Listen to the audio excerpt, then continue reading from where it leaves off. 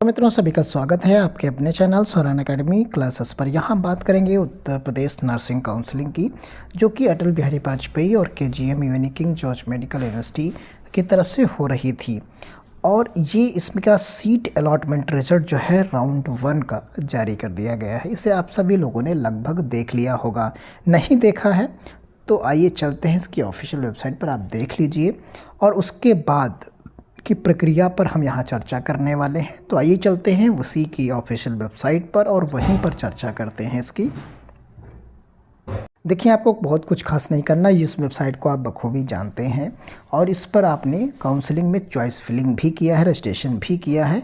तो इसी वेबसाइट पर आपको आना है और नीचे आपको सबसे नीचे की तरफ यहाँ मिलेगा आपको अलॉटमेंट एंड वैकेंट सीट के नाम से एक सेक्शन मिलता है। इस सेक्शन में आप जाएंगे और इस सेक्शन में जैसे ही आप जाएंगे तो आपको यहाँ पर अलॉटेड कैंडिडेट्स मिलेगा एक सेक्शन। और यहाँ देखिए जो फोल्डर बने हुए हैं उन फोल्डर्स में बाकी लॉक हैं, ये सारे बंद हैं, एक ही इसमें ऑन है। देखिए एक ही ओपन हुआ है और वो है बीएससी नर्सिंग का आपका। तो यहाँ पर बीएससी नर्सिंग जो आपका यहाँ पर दिख रहा है, इसे ही आपको ओके करना है। तो इस सेक्शन को आप जैसे ही टच करेंगे तो आपके सामने एक नया इंटरफेस देखिए इस तरीके से लोड हो जाएगा। और यहाँ देखिए दिखा रहा है institute wise allotted candidate list BSc nursing counselling. तो यहाँ इंस्टीट्यूट वाइज है, आप इसको टिक करिए। जैसे ही आप टिक करेंगे तो यहाँ पर देखिए इंस्टीट्यूट प्रिंट और ये सारी चीज़ें आपको यहाँ पर प्रॉपर दिखाने लगेगा। यहाँ से आपको क्या करना है, इंस्टीट्यूट वाइज किस इंस्टीट्यूट में कितने लोगों का सिलेक्शन हुआ है उसकी लिस्ट दे दी गई है। यहाँ पर हम आपको एक चीज़ समझा देना चाहते हैं। देखिए यहाँ पर एक जी लिखा हुआ है, देखिए ये जी लिखा हुआ है। जी का मतलब है यहाँ पर गवर्नमेंट से, यानी ये गवर्नमेंट इंस्टीट्यूट है। जी का मतलब यहाँ गवर्नमेंट से। तो गवर्नमेंट इंस्टीट्यूट का पहला स्कूल, फिर गणेश शंकर विद्यार्थी दूसरा स्कूल और एसएन कॉलेज तीसरा स्कूल, जिसे आप टॉप मेरिट लिस्ट के हिसाब से भी कह सकते हैं, जैसे चाहें वैसे आप। और यहाँ प्रयागराज का 4 नंबर पर, एलाराम 5वें नंबर पर, 6ठे नंबर पर इसको रखा। यूपी यूएम 7वें नंबर पर, कन्नौज का 8वें नंबर पर, आजमगढ़ का 9वें नंबर पर और यहाँ 10वें नंबर पर। इस तरीके से आप देखिए सारे इंस्टीट्यूट्स आपको 22 इंस्टीट्यूट टोटल के टोटल यहाँ पर 22 इंस्टीट्यूट्स आपको मिलेंगे जो गवर्नमेंट के हैं। ये गवर्नमेंट के 22 इंस्टीट्यूट आपको मिल जाएंगे। तो यहाँ आप देखिए नीचे आइए सबसे, तो यहाँ देखिए इस जगह तक आपको जी मिलता है, महारानी लक्ष्मीबाई राजकीय जो है पैरामेडिकल ट्रेनिंग सेंटर जो है झांसी। तो यहाँ तक आपको क्या मिलेगा, जी 022। तो ये आपको मिल जाता है, यानी 22 इंस्टीट्यूट ये हो गए आपके। और यहाँ से शुरू होता है प्राइवेट, यानी पी जो आपको यहाँ पर सेक्शंस दिख रहा है नंबर, वो प्राइवेट का है। 469 से 79 से शुरू होगा, यानी 479 से, और आगे तक ये जाएगा आपका 727 तक जाएगा। ये लगातार आपको नंबर्स यहाँ पर मिलेंगे। आप जिस सभी कॉलेजेस का आप आसानी से चेक कर सकते हैं, जिसका आप चाहें। आप जिसे मान लीजिए हम इसका एक फॉर एग्जांपल ले लेते हैं, सबमिट करेंगे। जैसे ही सबमिट करेंगे तो देखिए लिस्ट अलॉटेड कैंडिडेट्स इस पर्टिकुलर कॉलेज का जो है यहाँ पर आपको मिल जाएगा कि यानी इस कॉलेज में कितने कैंडिडेट सेलेक्ट हुए हैं, सीरियल नंबर, यानी 20 स्टूडेंट्स यहाँ पर देखिए ये दिखा रहा है कि अब यहाँ पर ये होगा कि ये लोग जाएं, इनकी रैंक कितनी है। अब जैसे कुछ लोग यहाँ कह रहे थे कि सर मेरा नहीं हुआ, तो क्या आपने सारे इंस्टीट्यूट चेक कर लिए, क्या है आपका चीज़ें। तो इस तरीके से आप प्रॉपर वे में चीज़ों को देख सकते हैं।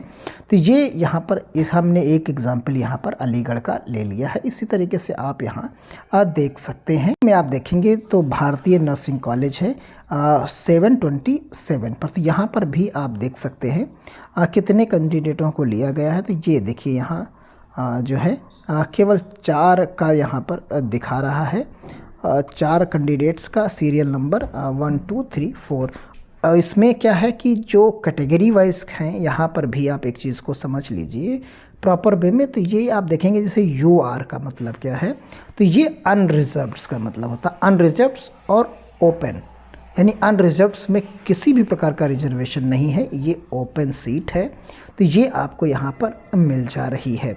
इसी तरीके से आप देख एग्जाम्पल के तौर पर हम गणेश शंकर विद्यार्थी का ले लेते हैं, तो यहाँ आप देखेंगे कि यहाँ अनरिजर्व्ड का मिलेगा और नीचे तो ये बीसी का मतलब जो आप समझेंगे, यहाँ पर आप देखिए ये बीसी का जो मतलब है वो बीसी यहाँ कैंडिडेट्स आप देखेंगे तो बीसी आपको बैकवर्ड कास्ट की बात यहाँ पर की जा रही है, ये बैकवर्ड कास्ट के लिए की जा रही है। इसी तरीके से आप नीचे की तरफ जब जाएंगे तो आप देखेंगे EWS, EW का मतलब है economically weaker candidates open list है, फिर SC ओपन है और फिर उसके बाद ST ओपन है। यहाँ 39 कैंडिडेट्स यहाँ पर आपके इंक्लूड किए गए हैं। लास्ट ST कैंडिडेट 1749 रैंक तक शामिल हुआ है।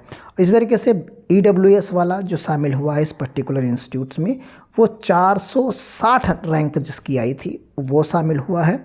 और BC में अगर आप देखेंगे तो BC में 318 रैंक तक शामिल हुआ है। और ओपन कैटेगरी की अगर बात करेंगे तो 271 रैंक जिसकी थी उसे ये कॉलेज मिल गया है। तो ये चीज़ें आपने यहाँ पर प्रॉपर वे में देख ली हैं और समझ ली होंगी। तो ये इंस्टीट्यूट वाइज यहाँ पर लिस्टें दी गई हैं, आप सारी चेक कर लीजिए। बाकी आप वहाँ से भी देख पाएंगे। अभी किसी भी प्रकार की ऑफिशियल इन्फॉर्मेशन नहीं प्रोवाइड कराई गई है और कि कब से क्या चीज़ें हैं तो उसके बारे में देख लेते हैं। अब देखिए जो यहाँ पर आपको रिज़ल्ट की जो डेट दी गई थी उसी परिणाम घोषित करने की तिथि तो वो 19 और 20 थी। तो 19-20 का मतलब है इन्होंने 20 तारीख को जो है ये जारी कर दी, यानी अक्टूबर 20 को ही इन्होंने जारी कर दी। अब 21 तारीख से 31 तारीख के बीच में ही आपको रिपोर्ट करना है।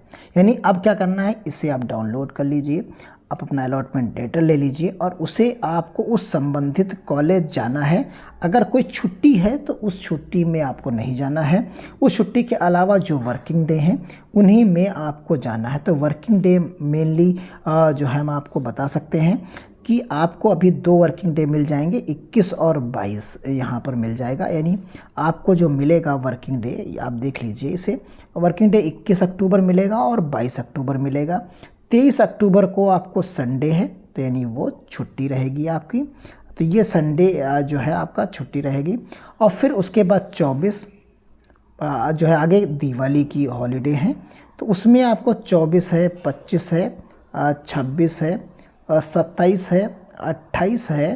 तो इस तरीके से इसमें से कुछ आपको वर्किंग डे मिलेंगे। तो इनमें से आप देख पाएंगे कौन से वर्किंग डे हैं, उनमें आप जाकर 28, 29, 30 आपको वर्किंग डे मिलेगा। फिर उसके बाद जो है फिर संडे आएगा। तो ये इस तरीके से आपको इन्हीं के बीच में, दिवाली के बीच में ही आपको इस पूरी प्रक्रिया को संपन्न करना है। अब बात करते हैं डॉक्यूमेंट्स की और बाकी चीज़ों की। तो यहाँ पर फ़ीस के बारे में अभी किसी भी प्रकार की जो कन्फ्यूजन क्रिएट किया गया था उसकी बात यहाँ जो है हम नहीं कर पा रहे हैं, क्योंकि वो डाटा इन्होंने किसी भी प्रकार का अपलोड नहीं किया। जो किया था उसमें भी काफ़ी कन्फ्यूजन था। तो ये चीज़ें फ़ीस कितनी है ये आने वाले टाइम में आपको इंस्टीट्यूट से ही पता चलेगा जब आप वहाँ जाएंगे। बाकी डॉक्यूमेंट्स में आपको 10th और 12th की मार्कशीट ले जानी है ओरिजिनल और उसकी फ़ोटोकॉपी। उसके बाद जो है यहाँ पर यानी आपको हम कह दें कि ओरिजिनल यानी ओ से और इसकी जीरोक्स कॉपी जो है यानी फ़ोटोकॉपी जो है आपको ले जानी है 10th और 12th की। इसी तरीके से आपको जो आपने फॉर्म भरा था उसे ले जाना है। फॉर्म जो आपने भरा था इसका वो ले जाइए। इसका एडमिट कार्ड ले जाइए, एडमिट कार्ड आपको ले जाना है। एडमिट कार्ड ले जाने के साथ साथ आपको इसका अलॉटमेंट लेटर ले जाना है और अलॉटमेंट लेटर ले जाइए आप। अलॉटमेंट लेटर आप ले जाएंगे इसका। और उसके बाद आपको जो है 1 या 2 कैरेक्टर सर्टिफिकेट्स भी आप जो है अपने चरित्र, जिसको आप चरित्र प्रमाण पत्र कहते हैं, उसे भी बनवा लीजिएगा किसी गेजेटेड ऑफिसर से। तो वो साथ में ज़रूर ले जाइएगा। और साथ में आपको TC ज़रूरत होगी, यानी TC ज़रूरत होगी, वो सबमिट होगी।